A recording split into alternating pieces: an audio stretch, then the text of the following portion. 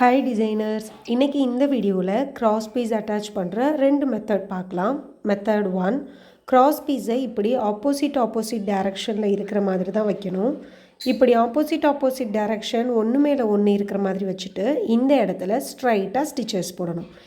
இது மாதிரி ஸ்ட்ரைட்டாக நான் மார்க் பண்ணியிருக்கேன் வாட்டர் எரேசபிள் பென் வச்சு. இதில் நான் ஸ்டிச்சஸ் போடுறேன். இது மாதிரி ஸ்டிச்சஸ் போட்டதுக்கப்புறம் எக்ஸ்ட்ரா இருக்கிற ஃபேப்ரிக்கை கட் பண்ணிடலாம். இப்போது மெத்தட் 2 பார்க்கலாம்.